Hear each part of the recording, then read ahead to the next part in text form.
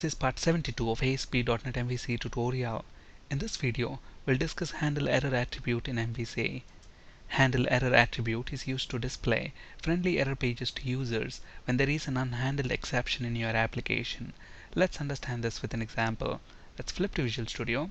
Here I have a blank ASP.NET MVC4 application. Let's add a controller. Let's name it Home Controller. And let's change the implementation of the index action method to throw an exception.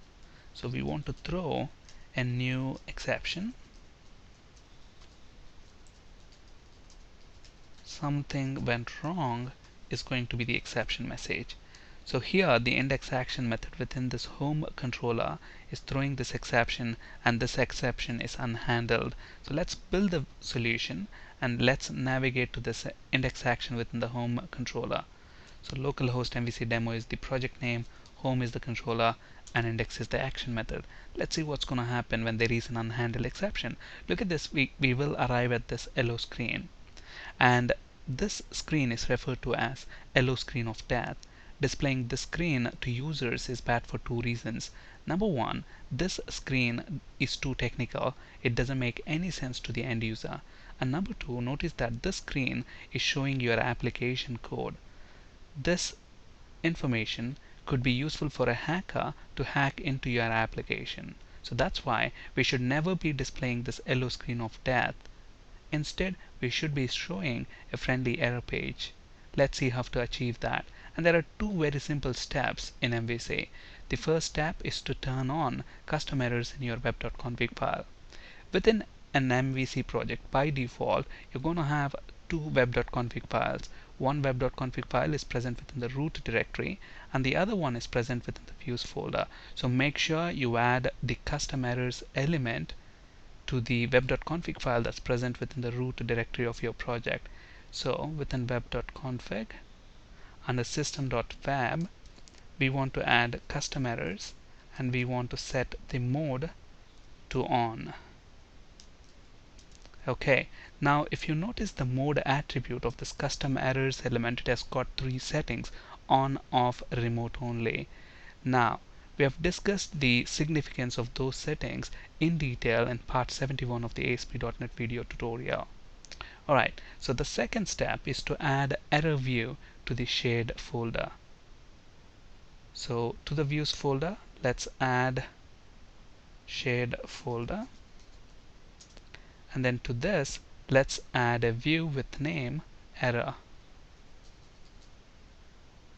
Click add. So that should add the error view. Maybe we want to display a friendly error message to the user. Something unknown has happened.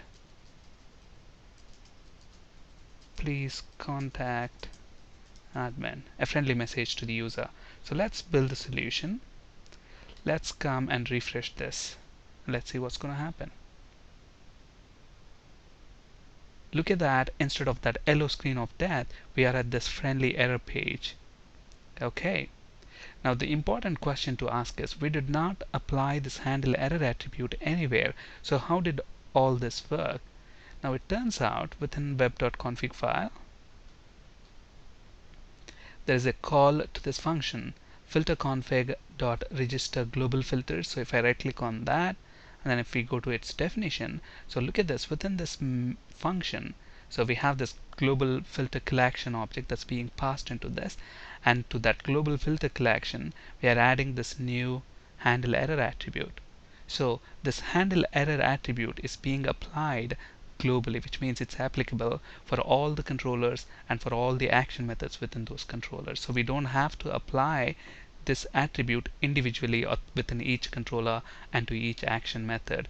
It's applied at the global level, so it's applicable for all the controllers and for all the action methods within those controllers in the entire application. So what's going to happen if I remove this, or if I comment this line?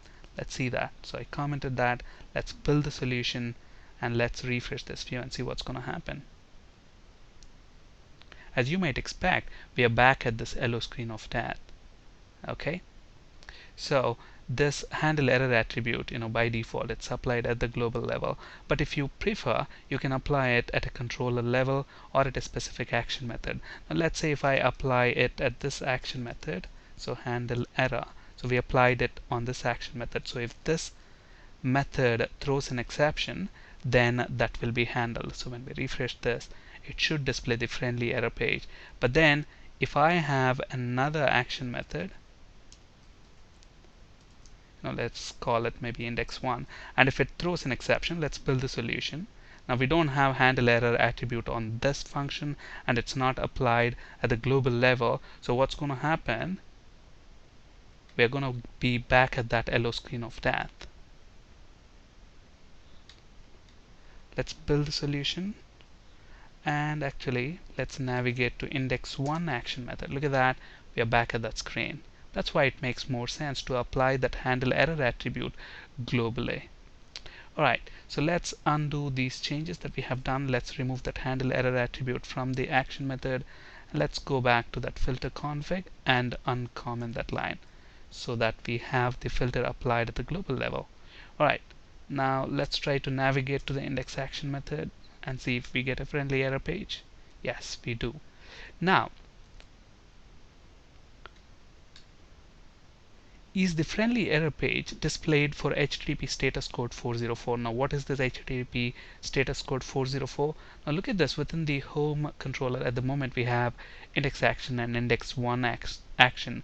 So if I navigate to index or index 1, then since these action methods are throwing exceptions, we have a custom error page.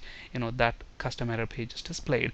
But let's say I am navigating to something called list within the home controller. But within the home controller, do we have a list action method? No, we don't.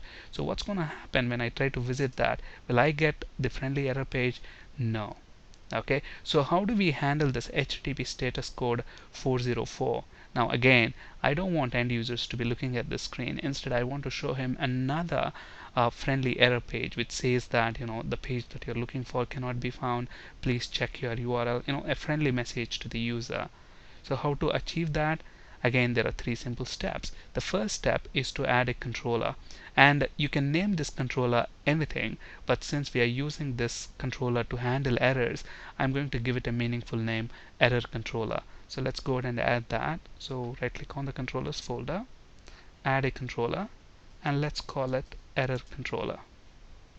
And again, within this controller you can have the action method any name, but then we are going to deal with not found exception.